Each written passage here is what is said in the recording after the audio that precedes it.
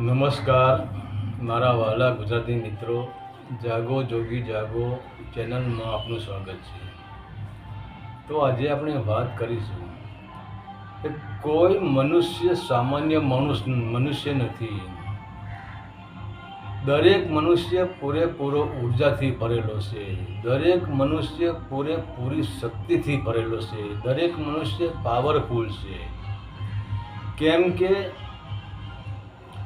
મનુષ્યની અંદર એટલી બધી પ્રચંડ શક્તિ ભરેલી છે ને કે જો મનુષ્ય ધારે અને એની શક્તિને જાગૃત કરે તો અને એક સંકલ્પ શક્તિ પ્રગટ કરે કે મારે આ કરવું જ છે તો કેમ ના બને। મારામાં ઉર્જા એટલી બધી ભરેલી છે, હું દરેક બધું જ કરી શકું તેમ છું। તો જે મનુષ્યએ સંકલ્પ શક્તિ સિદ્ધ કરી, તો તમે જુઓ આજે એક લોખંડ આકાશમાં ઉડી રહ્યું છે, એ પણ 500,000 માણસ લઈને ઉડી રહ્યું છે। તો શું આ મનુષ્યની પ્રચંડ શક્તિ નથી? આજે એવા તમે બોમ્બ જુઓ, અણુબોમ્બ જુઓ, એક બોમ્બમાં હિરાશીમા જેવા કેટલાય શહેરો ખાલી થઈ જાય, બળીને ભસ્મ થઈ જાય। તો શું આ મનુષ્યની પ્રચંડ શક્તિ નથી? આજે હું અહીંયા બોલી રહ્યો છું ને હું વિડીયો અપલોડ કરે એટલે આખા ગુજરાતમાં મારો વિડીયો ફરતો થઈ જશે। તો શું આ મનુષ્યની પ્રચંડ શક્તિ નથી? છે। મનુષ્ય પોતે જ પ્રચંડ છે, પરંતુ મનુષ્ય બેહોશીમાં આવી ગયો છે, મનુષ્ય પિંજરામાં પૂરાઈ ગયો છે અને એ જ પિંજરામાં પૂરાઈ ગયેલા કારણે વિષય વાસનાના આવરણના કારણે મનુષ્ય પોતાની શક્તિ ભૂલી ગયો છે। તો દરેક મનુષ્ય માત્રમાં પ્રચંડ શક્તિ પડેલી છે।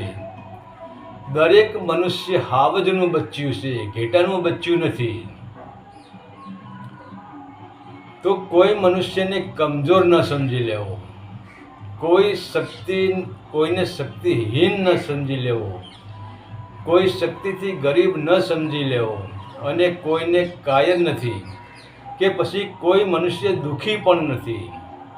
તો તમે પોતે જ એક હનુમાનજી છો, તમે પોતે સ્વયં હનુમાનનું સ્વરૂપ છો કે જે હનુમાનજીએ પૃથ્વી પરથી સળંગ મારીને જેમ સૂર્યને મોઢામાં લઈ લીધો, એ જ હનુમાનજી તમે છો, એ જ પ્રચંડ શક્તિ તમારામાં છે।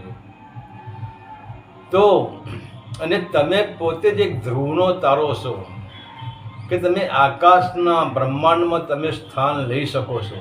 તમે એ જ જેસલ જાડેજા જેવા છો કે ભલે અડધું જીવન જેને કલંકિત કરી નાખ્યું, કાળા કોલસા જેવું જીવન જીવ્યા, પણ તમને ખબર છે તમે જેને ચમકીલો હીરો કહો છો, જે હીરાને તમે ગળામાં ધારણ કરો છો, જે હીરાને તમે માથાનો મુકટ બનાવો છો, જે હીરાની કોઈ કિંમત થઈ શકે તેમ નથી, જે હીરો સ્વયં પ્રકાશિત છે। તો જેમ જેસલ જાડેજા કોયલામાંથી રૂપાંતર થઈને એક ચમકીલો હીરો બન્યા અને જેસલ બહારવટિયામાંથી જેસલ પીરમાં જે રૂપાંતર થયું, તે રૂપાંતર તમે પણ કરી શકો એટલી તમારામાં તાકાત છે, એટલી તમારામાં ઉર્જા ભરેલી છે, એટલી તમારામાં શક્તિ ભરેલી છે। તમે એ જ અર્જુન છો કે જેના રથના સારથી ખુદ ભગવાન કૃષ્ણ ભગવાન બનીને અર્જુનના રથને ચલાવે, તો તમારા જીવનરૂપી રથના સારથી ખુદ પરમાત્મા બની શકે છે। તમે પોતે જ વિરાટ સ્વરૂપધારી, કાળનો પણ કાળ એટલે કે મહાકાળ પણ તમે જ છો। તો પછી મનુષ્યમાં આટલી બધી પ્રચંડ શક્તિ છે, તો તે ગોથું ક્યાં ખાઈ ગયો છે? બેહોશીમાં આવીને પોતાની શક્તિનું વિસ્મરણ કેમ થઈ ગયું છે? પોતે છે એક મહાન સમ્રાટ અને ગુલામીની જિંદગી કેમ જીવે છે? પોતે છે વનનો રાજા સિંહ અને સસલાના જેવો ભયભીત અને તુચ્છ કેમ થઈ ગયો છે?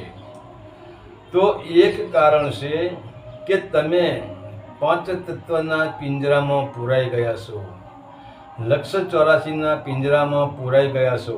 અને આ પિંજરામાં પ્રકૃતિ તમને એટલી બધી સુવિધાઓ આપે છે કે તમને એમ લાગે છે કે આ પિંજરામાં આપણને બધા જ પ્રકારની સુવિધાઓ મળે છે અને આ પિંજરામાં આપણને રક્ષણ પણ મળે છે. બીજું કે આ પિંજરામાં ભોગ વિલાસ, વિષય, વાસના, મોહ, લોભ, અહંકાર, રાગ, દ્વેષ અને દ્વૈત ભાવની એવી મસ્ત મીઠાઈ પ્રકૃતિએ મૂકી છે કે જેને ખાતો આનંદ આવે છે. તો આ મીઠાઈઓ ખાવાના આનંદમાં જ મનુષ્ય બેહોશીમાં આવી ગયો છે. કેમ કે જેમ ડૉક્ટર તમને બેહોશીની ગોળી આપે તો તે ગોળી ઉપરથી મીઠી હોય છે, પરંતુ અંદર બેહોશ કરવા માટે ઝેર ભરેલું હોય છે. તો આ બધી જ વિષય વાસનાની મીઠાઈ ઉપરથી જ મીઠી હોય છે, પરંતુ તે મીઠાઈની અંદર બેહોશીનું ઝેર ભરેલું હોય છે. અને આના કારણે આજ જવલ્લે જ કોઈ હોશિયાર, કોઈ ચાલાક અને કોઈ શૂરવીર મનુષ્ય હોય છે અને તે આવી મીઠાઈ ખાવાથી ચેતી જાય છે અને તે આવી મીઠાઈને જાણી લે છે અને તે હોશમાં આવી જાય છે અને તેને ખબર પડી જાય છે કે આ મીઠાઈનું આવરણ ઉપરથી જ મીઠું છે, પરંતુ આને ખાધા પછી અંદર બેહોશીનું ઝેર ભરેલું છે. અને તમે જુઓ, જે માણસો વિષય વાસનાની મીઠાઈમાં ભૂલા પડ્યા એ બેહોશ જ થઈ ગયા છે, એ કોમામાં જ જતા રહ્યા છે. જીવનમાં એ હોશમાં આવી શકવાના નથી. પરંતુ હા, જ્યારે આવા માણસો વિષય વાસનાની મીઠાઈ ખાવાનું બંધ કરી દે અને એમને ખબર પડે કે આ મીઠાઈની અંદર બેહોશીનું ઝેર ભરેલું છે, પાપનું ઝેર ભરેલું છે, અને આ મીઠાઈ એ જ આપણને લક્ષ 84ના બંધનમાંથી મુક્ત કરી શકતી નથી. કારણ કે એની બેહોશીના કારણે જ આપણે લક્ષ 84 આપણને પ્રિય લાગી રહી છે. તો આવું જેના દિમાગમાં પેસી જાય અને જે સમજી લે અને આ મીઠાઈ ખાવાનું બંધ કરી દે તો જ એ જેસલ જાડેજા મટી અને પીર થઈ શકે છે. પરંતુ તેની અંદર બેહોશીનું ઝેર છે અને એ બેહોશીના કારણે હું પોતે જ મારી શક્તિને ભૂલી જાઉં છું અને તે બેહોશીના કારણે હું આકાશમાં ઉડવાવાળું સ્વતંત્ર પક્ષી છું, હું સીમાઓથી બહાર છું, હું બંધન મુક્ત છું, હું અસીમનો યાત્રી છું, હું સ્વયં પ્રકાશિત હીરો છું, હું કોઈનો ગુલામ નથી, હું પોતે જ કાળનો કાળ મહાકાળ છું. આ બધું જ હું ભૂલી ગયો હોઉં અને હું આ લક્ષ 84ના પાંજરામાં બંધનમાં આવી ગયો હોઉં તો તેનું એક જ કારણ છે કે આ વિષય વાસનાની મીઠાઈ. તો જે પુરુષો હોશમાં આવી ગયા એ બધા જ પુરુષોએ પોતાની શક્તિને લલકારી છે. એટલે પોતાની શક્તિનું જે વિસ્મરણ થઈ ગયું હતું તે શક્તિને હોશમાં લાવીને સ્મરણ કર્યું છે, તે શક્તિને તાજી કરી છે અને એ જ શક્તિ તેનું દ્રઢ સંકલ્પ શક્તિનું તીર બની ગઈ છે અને એ જ તીરથી તેને લક્ષ 84ના પિંજરાના તમામ દરવાજા તોડી નાખ્યા છે અને અસીમના યાત્રી પર નીકળી પડ્યા છે. અને જેમને વિષય વાસનાની મીઠાઈ ગમી ગઈ છે તેવા લોકો ભલે સાધુ હોય, સંત હોય કે સંસારી હોય, આ બધા જ બેહોશીના કારણે પિંજરામાં પડી રહ્યા છે. હરિ ઓમ તત્સત. આદેશના પ્રણામ.